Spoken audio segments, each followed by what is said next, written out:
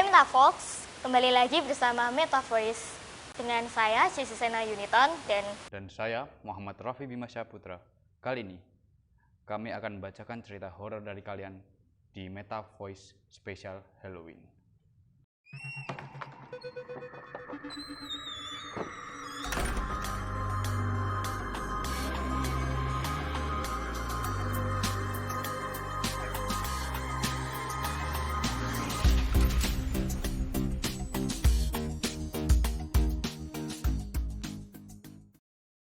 Nah, kalau ngomongin masalah Halloween, kalian pasti nggak asing lagi ya sama event satu ini.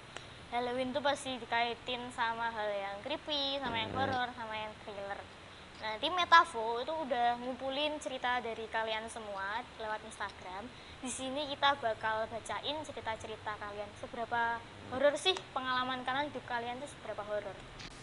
Mungkin Kak Raffi mau memulai gitu. Oke, jadi kali ini aku yang akan cerita.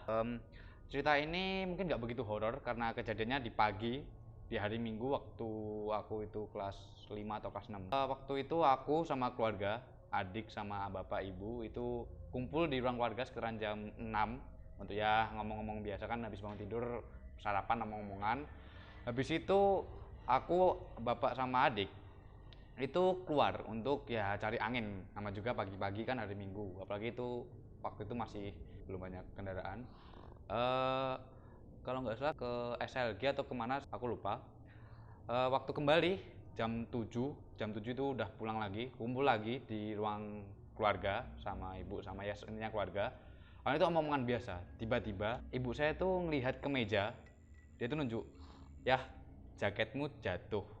Awalnya ya Awalnya udah jatuh apa? enggak, awalnya tuh dikira tuh nggak tahu itu jaket atau bukan, pokoknya jatuh. Terus waktu ditunjuk, bapak saya itu sadar, jaket ayah tadi nggak jatuh di situ. Waktu dilihat lebih dekat ternyata itu anjing.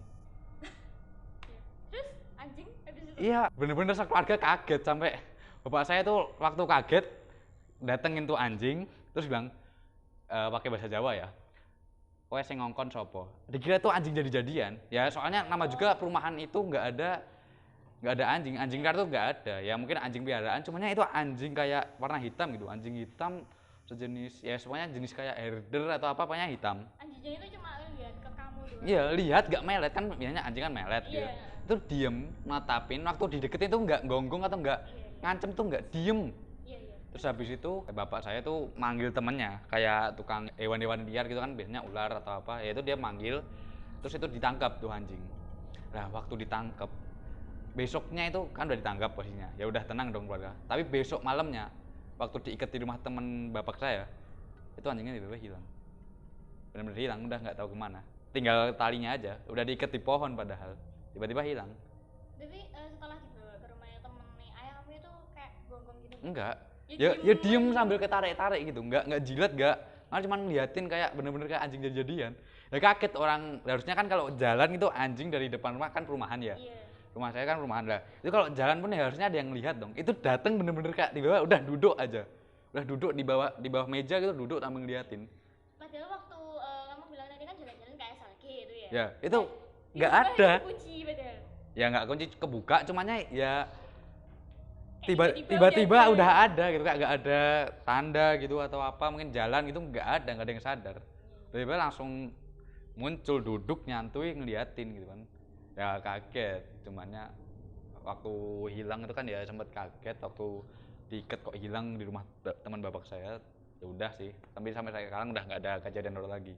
Lumayan mengerikan lah untuk awal-awal cerita. Makasih ya Kak Rasmi deh berbagi pengalaman horornya. Oke, akan aku mulai aja ya bacain cerita-cerita kalian. Oke, aku bacain yang pertama dulu ya, dari ceritanya Kak. Sensor aja guys biar penasaran. Jadi dulu aku kan tinggal di asrama. Nah, jadi apa-apa harus sendiri. Suatu hari aku cuci baju, terus aku jemur, habis subuhan gitu. Pas aku mau menuju jemuran, aku melihat kakak kelasku balik dari jemuran dengan muka yang panik. Jadi posisinya aku sama kakakku berlawanan arah. Ya waktu itu kan gak menaruh curiga apa-apa, ya aku abaikan aja. Aku jemur biasa, terus pas aku hadap belakang, tiba-tiba depanku, pas ada, masih inget banget ini, di depanku pas ada perempuan kayak orang Belanda, cantik banget, berdiri di depanku. Pas aku lihat kakinya gak nyentuh tanah, langsung aku cepet-cepet balik kamar, baru panik. Bisa jadi kakakku tadi lihat sosok cewek itu tadi di asrama loh, ini asrama Islam, masih ada ciwi-ciwi Kayak gimana gitu gitu kan. kayak ini cantik banget, bukan kayak sosok Mbak Kunti gitu kan, kayak katanya kadang-kadang serem gitu ya kan. Jadi udah awal-awal sih Ya lumayan lah, lumayan. ya, mungkin Kak Raffi mau bacain yang selanjutnya gimana? Oke, sekarang waktunya saya yang baca. Ini dari orang yang sama, gila ini kayak hidupnya horor terus aja. Kurang sholat kayaknya ini ya Kak. Jadi gimana? Kalau non-mus gimana? Oh iya lupa aku. Ya, maaf ya. Ini cerita dari teman orang tuaku. Jadi ada ibu-ibu yang kerjanya mencari kayu di hutan. Zaman dahulu kan hal seperti ini wajar ya. Saat mencari di hutan ini susah banget. Kayak tiba-tiba hari itu tidak ada kayu yang jatuh sama sekali. Sampai ibu-ibu ini merasa kelelahan mencari terus, tapi kok nggak nemu-nemu. Hari semakin malam, tapi kok tetap nggak dapat apa-apa. Hingga ibu tersebut mendapat kelapa jatuh di hutan. Ibu itu merasa senang dan kelapa itu pun dibawa pulang. Kelapa itu diletakkan ke dalam keranjang yang dipikul di pundak. Ya wajar sih, orang zaman dulu ya gini ya, selalu dibawa di pundak. Sesampainya di rumah, ibu itu langsung ingin membuka kelapa mudanya. Namun belum sampai dibuka, masih mau diambil. Ternyata kelapanya berubah jadi kepala manusia. Gila, pasti tahu kan gelundung gecek? Ya itu yang ternyata dibawa pulang. Lumayan ya, kalau bayangin kalau semisal bawa pulang awalnya bola tiba-tiba jadi kepala. Ya, dari awal udah aneh gitu loh, kayak di hutan tuh pasti ada lah kayu jatuh, itu pasti ada. Iya. Jadi gak ada, terus tiba-tiba Kelapa. Ya tapi maksudnya gini, kan ini cari kayu kok yang diambil kelapa gitu. gimana ya, aku jadi penasaran gitu. Habis nemu kepala, terus di kepala diapain gitu? Yang pasti dibuang gitu. Ya. Jadi kayak, Ya udahlah ya, mungkin pingsan gitu aja ya. Ya udah. oke. Udah, lanjut ke cerita berikutnya. Tidak terasa ya mungkin di sini agak merinding. Ya. Malam juga ya. Pohon ini kita syutingnya malam. Di banyak pohon juga ya. Lumayan. Gitu. Ini juga Kalian harus nontonnya itu waktu malam-malam biar kerasa gitu ya. Oke, aku bacain cerita selanjutnya dari Black bla bla bla. 5/10. Basicnya aku anaknya peka kalau ada mereka, jadi sering banget kayak lihat atau ngerasain mereka gitu. mau indigo ceritanya. Jadi ini pas SMP, for your information, SMP ku ini bekas bangunan Belanda. Waktu itu kebetulan aku pulang sore yang sekitar jam 4 atau 5. Nah waktu itu aku ke kamar mandi sendiri. Lokasi kamar mandinya tuh pojok samping kelas, plus dekat lapangan basket. Pas banget gak ada anak latihan basket yang latihan. Ya udah aku masuk aja kamar mandi. Tuh aku liatin kamar mandinya yang setidaknya sekitar bersih, nyaman, yang mana. Nah yang ternyata yang bersih itu yang paling belakang, yang jarang ditempatin Kak. Ya wajar kan, kalau nggak cari ditempatin kan ya bersih. Iya. Nah karena emang belakang banget gitu, nempel tembok, jadi kesan sore-sorenya kerasa, apalagi sore-sore loh. Ya mau maghrib gitu kan. Iya. Ya udah, aku masuk aja gitu. Aku yakin banget waktu itu kamar mandinya kosong semua kecuali punyaku. Udah aku lagi beraktivitas, aku dengar ada orang masuk ke bilik kamar mandi sebelahku. Ya udah positif thinking aja, toh mungkin teman. Nah waktu aku keluar, ternyata kamar mandi sebelahku tadi kosong. Padahal yakin banget, aku tadi dengar ada orang masuk ke kamar mandi samping sebelah. Perasaan udah gak enak. Aku sempetin ngaca bentar, waktu aku ngaca, nongol kepala mbak Noni itu keluar dari bilik kamar mandi yang samping tadi. Tanpa ABCD langsung aja aku keluar kamar mandi. Besoknya waktu kumpul-kumpul sama teman-teman, sama Pak Pun yang udah lama kerja di situ juga gitu, katanya emang Noni tadi penjaga kamar mandi. Seru nggak Kak? Noni terus ya? Iya. Kayaknya emang gimana ya, Belanda tuh ceritanya Noni gitu ya. Jepangnya nggak ada ya, ini Belanda, rata-rata Belanda. Iya, spesial banget gitu. Agak gimana ya, kamu sore-sore kamar mandi ditemenin cewek cantik gitu, tapi ada horor, ada anunya Iya. juga gitu kan. Iya, Ya boleh lah. kita lanjut ke selanjutnya ya. Oke, kali ini waktunya aku lagi yang baca. Itu tim kameramen kalau mau boleh loh itu bagi cerita gitu kan. Oke, jadi kali ini dari Ats bla bla bla bla. Ini ceritanya mungkin rada horor bagian setelah saya baca. Ini nggak tahu termasuk horor apa enggak. Jadi aku punya saudara. Dia bisa lihat hal-hal yang orang sering sebut hantu atau bisa disebut dia indigo lah bahasa gampangnya. Nah, anggap saja saudaraku namanya Asa. Si Asa ini tinggal di Sumatera sekitaran 4 atau 5 tahun yang lalu. Dia pulang ke Jawa, lebih tepatnya ke rumahku. Singkat cerita, aku penasaran di rumahku ini ada apa aja, ada hantu kayak apa aja, dan di mana aja. Sok-sokan aja lah, biasa kan orang penasaran gitu.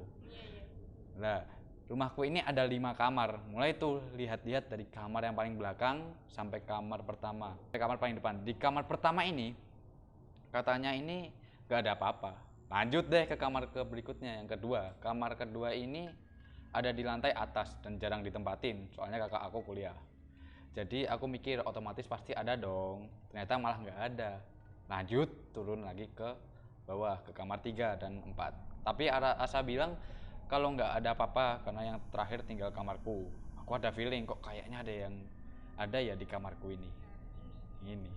Pas aku nanya, ada nggak Sa? Dia masuk kamarku, lihat ke jendela, terus dia keluar dengan ekspresi wajah yang udah bisa ditebak jawabannya gimana. Akhirnya dia ngajak aku ke belakang dan baru bilang kalau di kamarku itu ada cewek duduk di jendela. Dia natap si Asa dengan tatapan dingin, mulutnya terbuka lebar, senyum dengan darah yang sedikit bercucuran.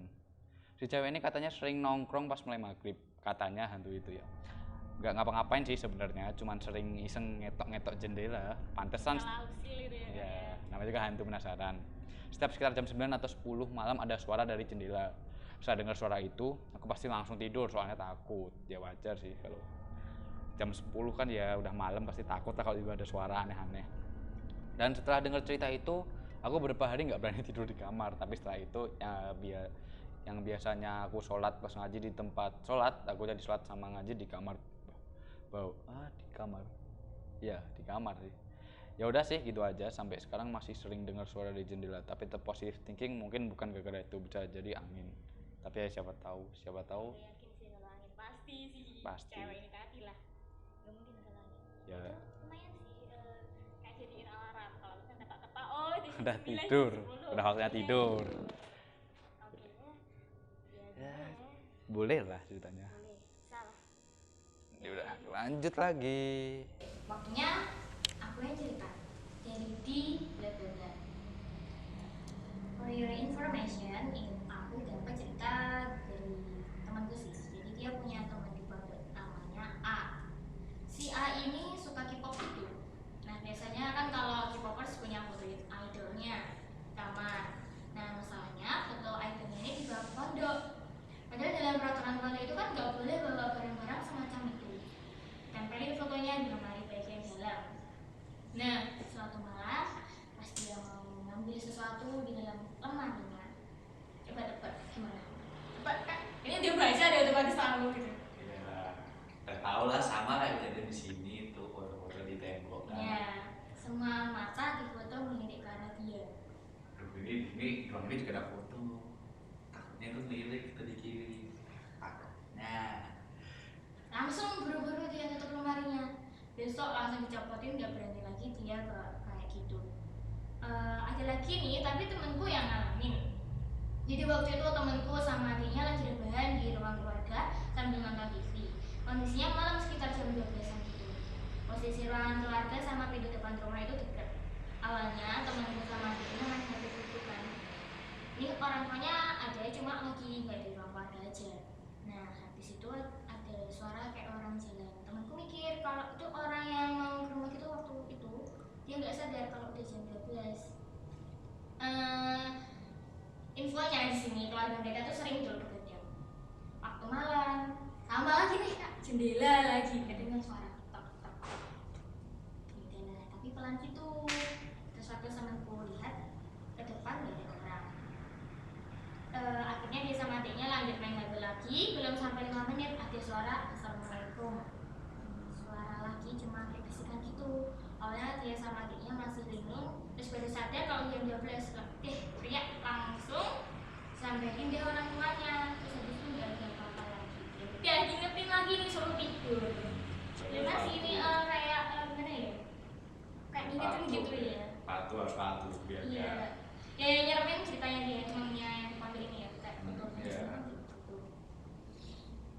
ini cerita penutup aja ya. Aku waktu usulin ke pembina kemarin, pembinanya cerita ke saya tentang urban legendnya Smash. Aduh, ini. Yaudah, aku mulai aja lah ya. Yang pertama itu kisahnya waktu orangnya masih sekolah di situ beliau. Nah, kalian tahu kan daerah koridor kelasmu? Iya. Yang ke belakang itulah. Oh iya. Nah, itu kan kayak jarang ditempati gitu. Ya soalnya sepi gitu kan. Iya. Dekatnya kolam lele juga kan. Iya. Nah, waktu itu kayak sering banget ada kegiatan malam waktu di sekolah. Apalagi SKI itu sering banget kayak acara apalah aku nggak tahu lah apa itu namanya.